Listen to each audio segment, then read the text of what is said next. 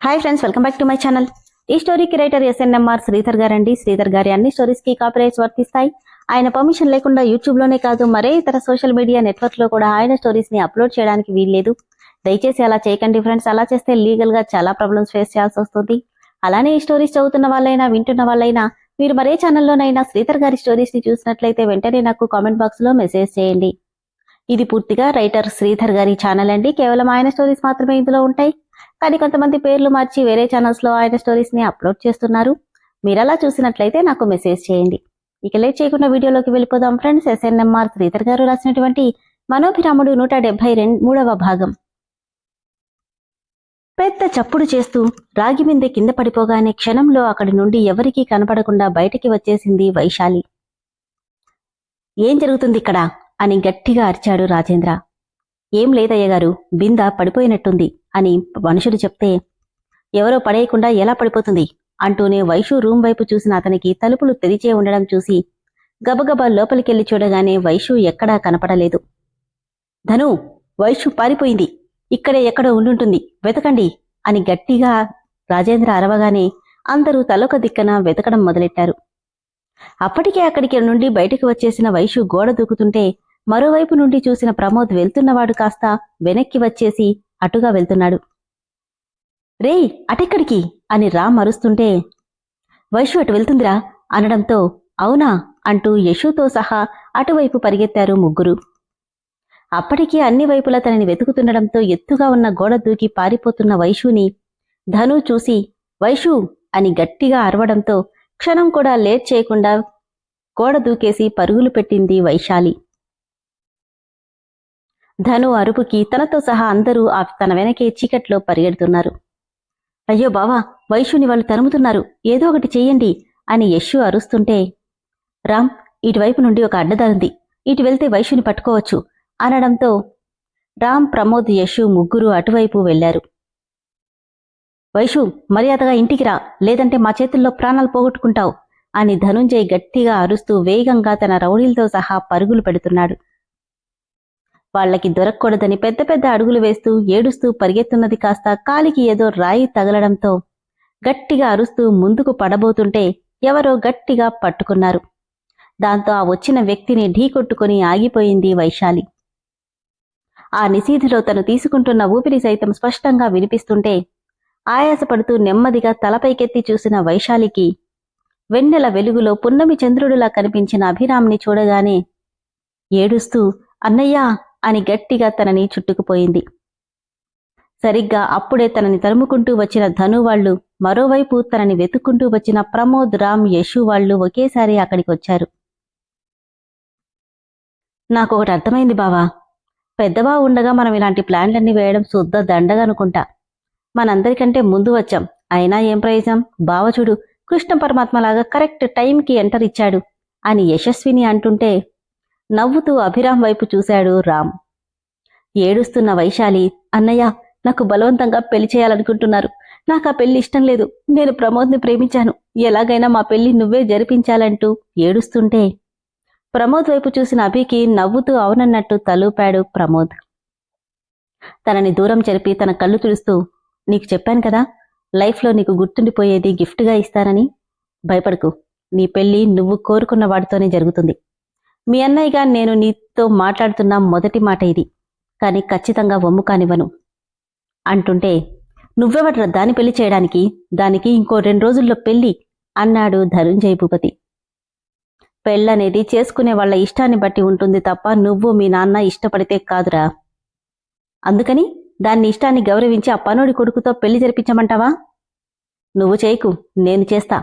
And correct your words, వాడు నా ప్రాణ స్నేహితుడు, నా స్నేహితుడికిచ్చి నా చెల్లెలి పెళ్లి చేస్తాను. చేయడానికి నువ్వెవడు, చేయించుకోవడానికి అదెవరు, దాని పెళ్లి మా ఇష్ట ప్రకారమే జరుగుతుంది. వైషు, ఇలారా అని ధనుంజయ గట్టిగా అరుస్తుంటే అభిరామ్ని చుట్టుకుపోయి, నేను రాను, మీరు చేయాలనుకున్న పెళ్లి నాకిష్టం లేదు, నాకు ప్రమోద్ అంటే ఇష్టం అంటుంది వైశాలి. ఎంత ధైర్యమే నీకు అంటూ దగ్గరకొచ్చి తన చెయ్యి పట్టుకుని లాక్కెళ్లబోతుంటే ధను పట్టుకోకముందే ఆ చేతిని గట్టిగా పట్టుకుని కోపంగా వెనక్కి విరిచేసి విస్సురుగా తోసేశాడు అభిరామ్. దాంతో ధనుంజయ రౌడీల కాళ్ల దగ్గర పడిపోయాడు. హ్యాండ్స్ ఫోల్డ్ చేసుకుంటూ, రేయ్, నేనేదైనా ఒకసారి మంచిగా చెప్పినప్పుడే వింటే మంచిది. లేదంటే నా దెబ్బ ఒకసారి ఎలా ఉంటుందో ఆల్రెడీ రుచి చూసావు, మర్చిపోకు. వాళ్ళకదెలా గుర్తుంటుందన్నయ్యా? వాళ్ళ కోట వాళ్ళకివ్వకపోతే పొరపాటును కూడా ఇక నుండి కదలరు అని రామ్ అంటుంటే, రే ఏంట్రా ఇంకా చూస్తున్నారు, అందరికీ ఏకీలు కాకీలు విరిచేయండి అని అరిచాడు ధనుంజయ. రౌడీలంతా విరుచుకుపడుతుంటే ముగ్గురూ కలిసి అందర్నీ ఎక్కడికక్కడ విరగ్గొడుతున్నారు. అబ్బా, ఫస్ట్ టైం లైవ్లో ఫైటింగ్ చూస్తున్న యశు ఎగ్జైట్ ఫీల్ అవుతూ వీడియో రికార్డ్ చేస్తుంది. 10 నిమిషాల్లో అందర్నీ పడుకోబెట్టేసి ధను మెడ మీద కాలేసి తొక్కుతుంటే, అనయ్య వద్దు, వదిలేయ్ అని ఏడుస్తూ అడుగుతుంది వైశాలి. రే గుర్తుపెట్టుకో, తన పెళ్లి తనకి నచ్చిన వాడితో ఊరందరి సమక్షంలో జరుగుతుంది. నువ్వు నీ బాబు ఏం పిక్కుంటారో పిక్కోండి అని చెప్పి ముందుకు నడిచాడు అభిరామ్. వెరీ గుడ్ రా, ప్రేమ కోసం ధైర్యంగా స్టెప్ వేశావు.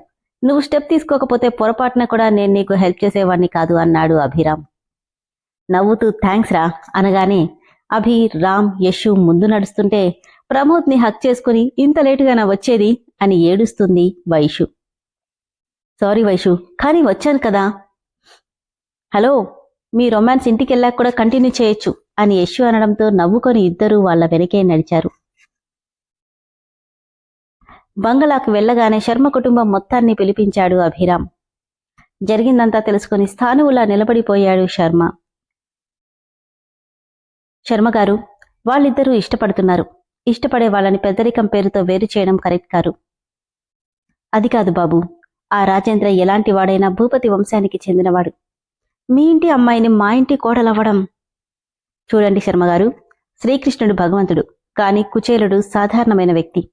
వాళ్ళిద్దరి స్నేహం ఎంత గొప్పదో నేను మీకు చెప్పాల్సిన అవసరం లేదు. ప్రేమకి స్నేహానికి కులమతాలతోనూ ఆస్తిపాస్తులతోనూ సంబంధం లేదు. అలానే మా నాన్నకి కూడా తను తమ్ముడి కూతురవుతుంది.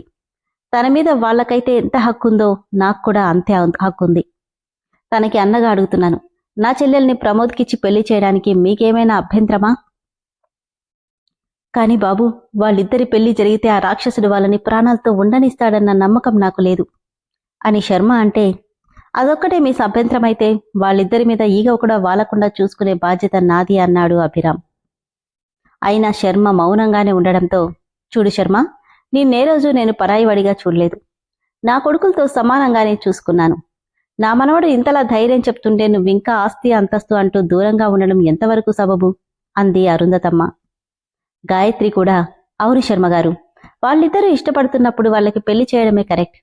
మా మాట విని ఈ పెళ్లికి ఒప్పుకోటి.